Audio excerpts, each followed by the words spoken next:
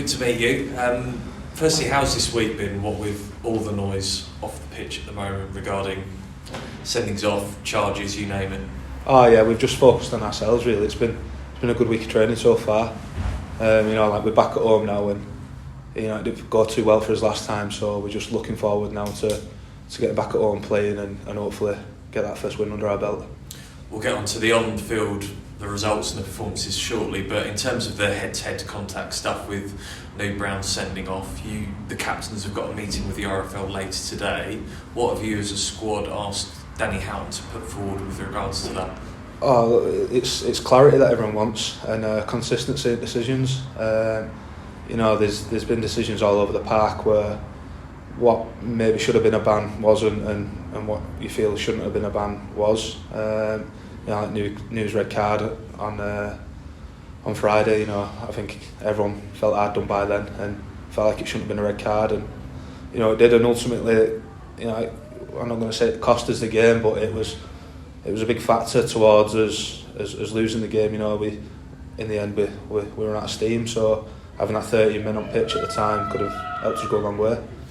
It's just everyone wants consistency and clarity. So as long as we know, what the crack is and what's going on, then we can go forward from there. As a member of the forward pack, where would you want that clarity? What do you want elaborating on, I suppose? It's hard because it's rugby. You've never been able to tackle around the head. You've never been allowed, and it's that consistency. So it's hard when you're playing and you've got a big lad running at you, and your fatigue kicks in or whatever. Sometimes you're going to get a sloppy arm, and you're not going out with intent. You're not going out to hurt someone. You're not going out to wrap your arm around their head or whatever. It's part of the game. It's a physical contact game, and it's going to happen sometimes, and it's just understanding that, and I think we can. I think if we move forward from it and just remember it's rugby league that we're playing. It's not touch. So it's hard. And you as players are the ones that are copying it the most, suspensions, fines, etc. How would you like that system to be possibly changed with regards to these rules as they're bedded in? Yeah, no, obviously we're here to play rugby at the end of the day. No one wants to be off the field. No one wants to miss matches, and I think if you're guilty of an action of an eye tackle or whatever, and it is you've gone in with some intent and you've gone to hurt someone, then you rightly deserve your ban, and you should take take it on the chin. But playing rugby and accidentally tackling someone around the head, and you're coming home and getting a fine and you're getting a 2-match ban, and it's just like a kick in the teeth really. Everyone's got families as well, so no one wants to be fined and no one wants to be missing matches, and we're doing what we can as players and we're trying our best. But like I said, it's a contact sport, and it is fast when you're out there and playing, and sometimes you don't have a lot of time to think, and like I said, no one was meaning to tackle anyone around the head at anyone, or like I said, it's tough. It's a difficult one. Indeed. There's been a lot of talk recently about the possibility of players taking strike action over these changes. Where does this LFC team stand with that? What have you discussed as a group? No one's really talked about any sort of strike or anything. Like I said, we want to play rugby and we want to be on that pitch as much as possible. So as long as we'll leave it to captain's talk in this meeting and see what gets said there. And like I said, we just want a bit of clarity and consistency. Mm-hmm. We touched on it earlier in terms of the clarity you want, but as part of that pack as well, how are you finding it personally adapting to these changes at the moment? Like I said, you've never been able to tackle around the head. It's never been allowed. But I understand with the RFL want to protect their own back, and you've got all this concussion talk and safety, but again, I play rugby league. I expect to maybe take a bang in the face off the head or whatever, and it's going to happen at some point. I'm sure it'll be accidental, but I know what I've signed up for. I know what I'm doing. I'm playing rugby. It is what it is. It's just crack on. How much is it hurting the group though, at the moment that you're being prevented from perhaps playing at your full potential due to the sendings off that you've had in the last two? Yeah, like the decisions on field so far, they've impacted us quite a lot. We've struggled, I don't think, obviously we've not played a full game with 13 men yet, so, and that extra defending and, just the people putting more work in and it's more tired bodies, and like I said, like even then, like the more tired you get and the looser, and sometimes you are going to get that swinging arm or that bang around the head, and it is what it is. But I think we just need to move forward from it. I think the sooner that we do move forward from it, the better for the sport. How are you finding that on the field then, both the physical and the mental toll it's taking, where you've had 2 games where you're down to 12, even 11 as was the case against Hull KL? Yeah, I thought obviously it's been tough. It's just, you've got to bite your tongue and just crack on and, get stuck in still. You can't dwell on it too much. You need to just, you turn up for each other, keep turning up and work hard. I think whatever goes on the field at the time, you're there to do a job. No one wants to lose, everyone wants to win. So you keep working hard for each other and you go forward from there. And you spoke before you joined about wanting to come here to make an impact, to prove yourself. Has it affected your game at all? Have you had to tailor and adapt as a result of everything that's happened in the last 2? Not really, no. Maybe just chill out a little bit. But it's it comes with game smarts as well. The more we play and the more we get used to the rules that have gone on, it'll happen. People slowly adjust to it. I think it's been policed a little bit too much. But for me, the more I play, the more I'm on the field, hopefully the better I'm going to get. And you adapt to what you've got to play at the end of the day. So hopefully I'll do that. Looking at other performances, how much of the displays of the younger players within the squad over the last 2 weeks helped to provide some kind of lift during this difficult fortnight? Yeah, massively. As a young squad, I remember myself as a young lad, like I said, you want to play rugby and they bring loads of energy. That youth, it's good to have around the training camp. There's quite a lot of them, and for them to get the opportunity to come in, especially so early on, they were all buzzing, and I think they brought a lot of energy when we played against Warrington, and they went really well and dug in hard and went well for the first 40. And then that sending off, sort of bit us then, but it is what it is. And as well, having gone through this, how much do you feel that this will help the squad and keep it in good state later in this season, the resiliency that you're having to show at the moment? Oh, yeah, it's massive. That resilience, it brings you close, it brings you together when you have a bit of adversity. Everyone's dug in well for each other and tried really hard for each other. And, we've all got each other's back. We're a good tight-knit team. So yeah, I think coming down later on in the year we'll fly hopefully. Now you've got the injection of 2 new players into the group as well this week. What have they brought to training in the early stages so far? Yeah, they bring bags of experience. The first day-to-day training, so it's good to have them around and get to know them properly. And obviously, them getting to know the players and the way the team work, and I'm looking forward to seeing what they're about on Sunday. For you personally, you moved to Hull for the move. Yeah. How has it been being in the city now that the Super League season has got underway? Oh mate, it's great. Just that 15 minutes travel to training in the morning. Now it's great. Like I said, the full city's been good. Everyone in Hull's been good. The team have been good. So it's been an easy transition, and I've enjoyed it. It's got a bad rapple, and I haven't seen the bad side of it yet. Apart from traffic. Yeah, other than that, it's been really good. And roadworks. Yeah, roadworks, yeah. What was it like in the aftermath of the Derby defeat though? I know some people say they don't go out at all after losing a Derby. How did you find it? It's hard. Like I said, it's a difficult one. We didn't really give ourselves a chance with our sending offs and our discipline. It wasn't good enough at the end of the day. We know we should have been better. Like I said, no one wants to lose. We always want to go out there and do a job and win. I think it's more important that way. You don't get on each other's back, you stick together and you build, and I think that's what we are doing. You learn from your mistakes, and as long as we keep moving forward and working for each other, we'll be alright, we'll go well. I know you spoke to Dan about this, but have you tried chip spice yet? No, not yet. Still waiting, yeah. You're going to get some takeaways. Big lad, I know. I try not to eat all that bad food yet. Lose a few more kilos and then we'll see. Good luck with that. Looking ahead to this weekend, what are you expecting from London Broncos? Back in Super League, sort of got part-time and full-time players as they try and lift their grading so they can stay in this division in future. So what kind of challenges are you expecting from the model that they've got at the moment? Yeah, I don't think London are going to be a bad squad at all. I think they're going to come at us and they're going to throw everything they can at us. They're coming off the back of 2 losses as well, and they played 2 good teams in St Helens and I think it was Catalan. So they'll be backing themselves, and I think it'll be a good challenge for us.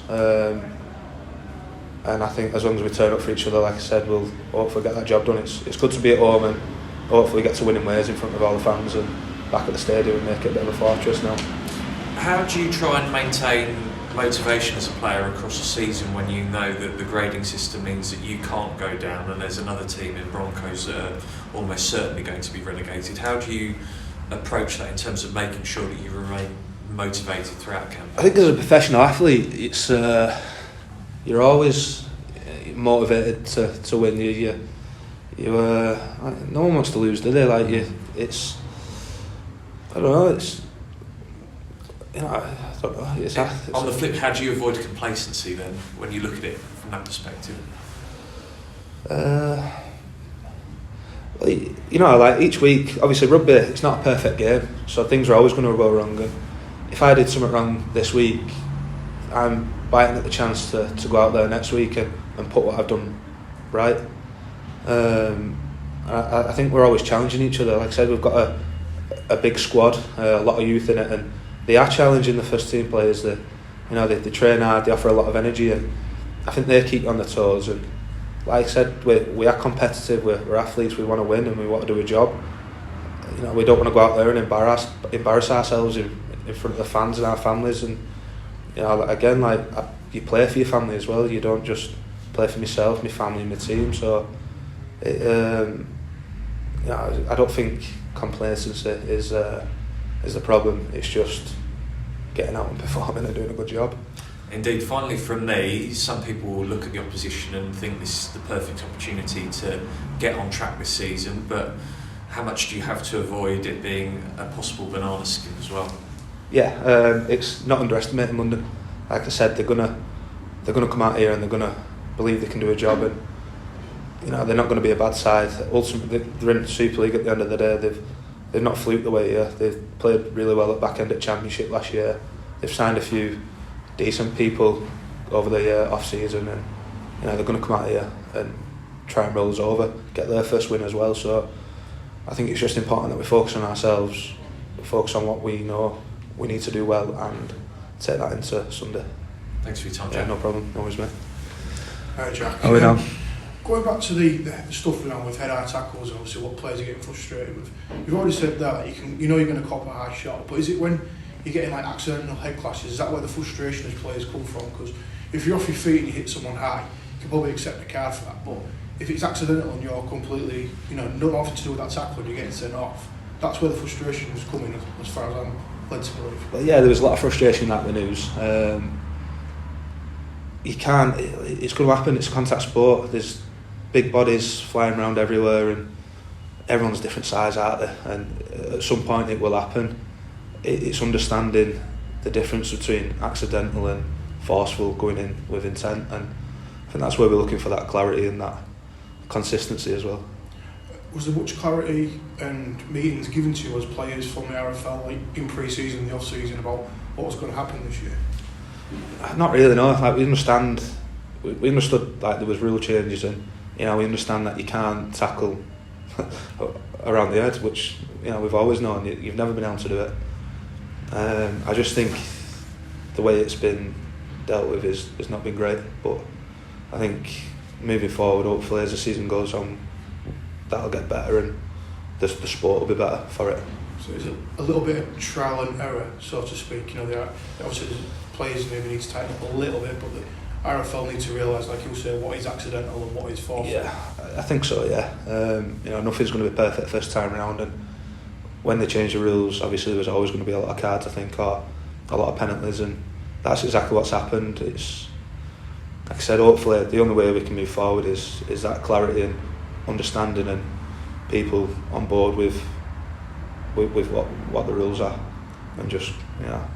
How important is it for you as players to have that voice and have that input? Because it's something, for being frank, it's something that you haven't had, and you're the biggest stakeholder of the game. Without players that are in the game, is this? So? Yeah, exactly. Without players are in the game, and you know, like, if it's difficult because,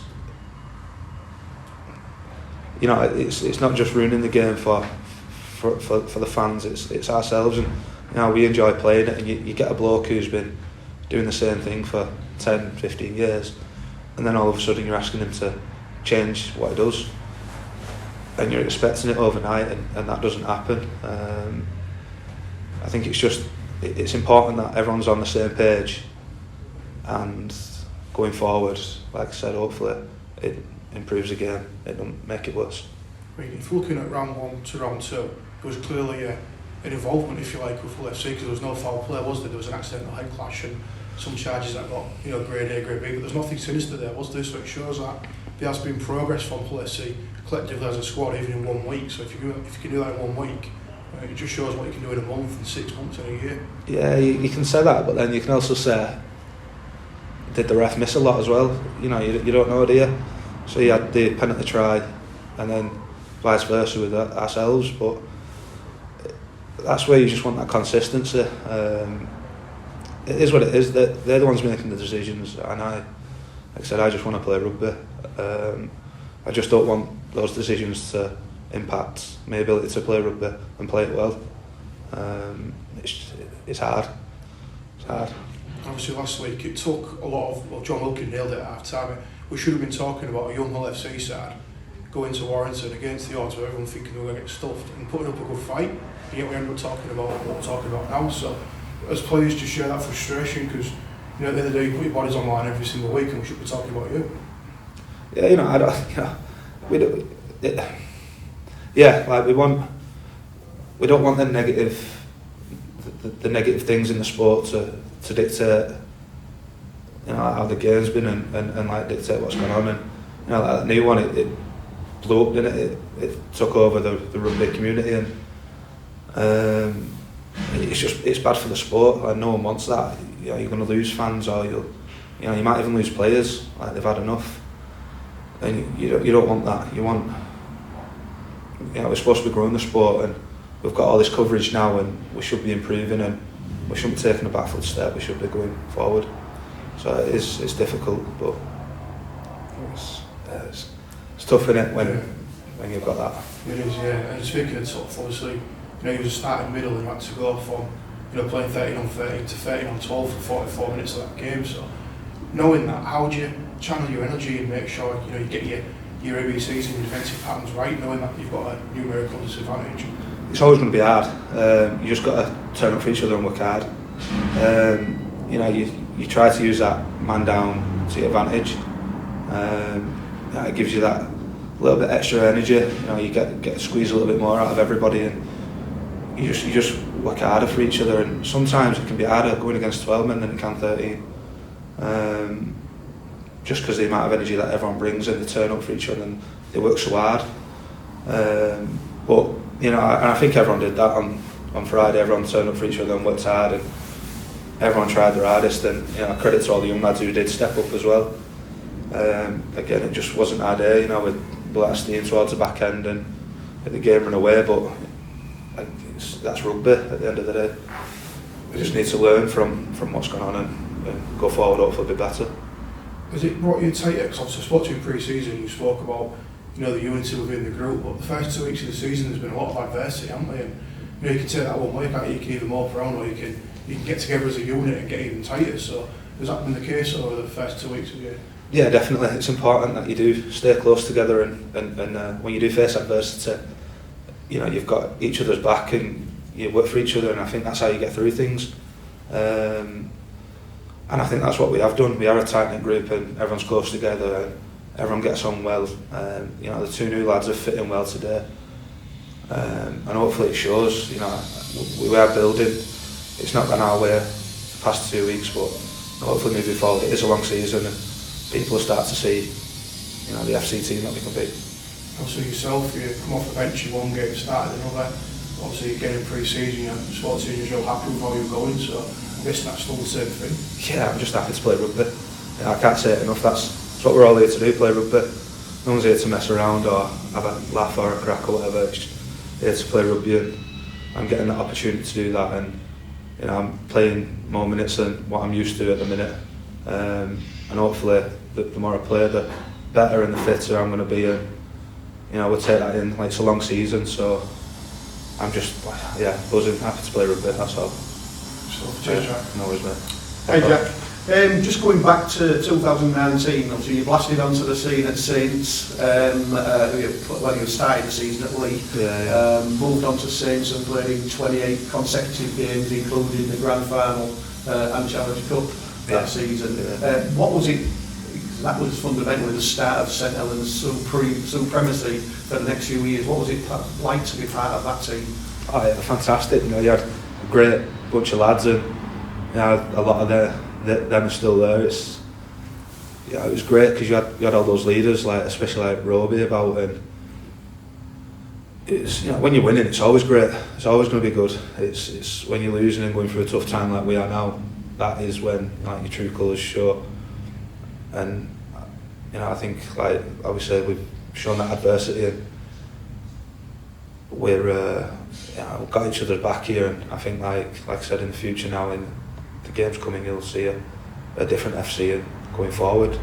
It's all well and good playing back then, but a few years ago, so yes. It's one of them. And thinking back when you first started there in 2015, Saints was probably going through the same sort of transitional period as what we're doing now, rebuilding, although the starting point is a lot better than us.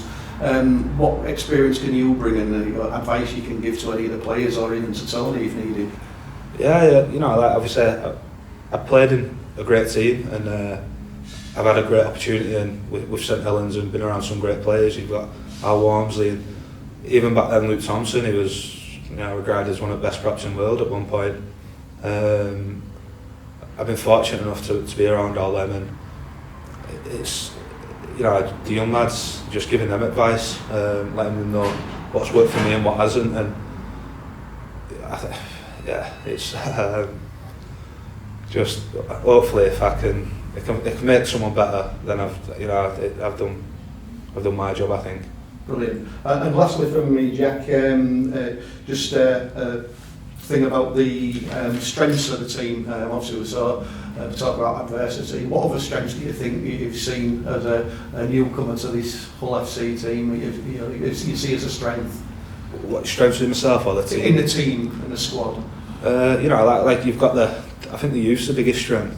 You know, there's some really good players out there, and they had a good opportunity on Friday, and I think they turned up, and I think throughout the year, obviously, with what's been going on, you're going to see more of the young lads come in, and it's hard when you've got 9-10 young lads coming in all at once. It's hard for them to showcase what they can do and what they're about. When one or two just coming in here and there, and they have a real opportunity around some more first teamers who have been about a bit longer, I think like they'll be able to really show their true colours. So I think like the young lads are the biggest strength at the minute, and they did the club proud on Friday.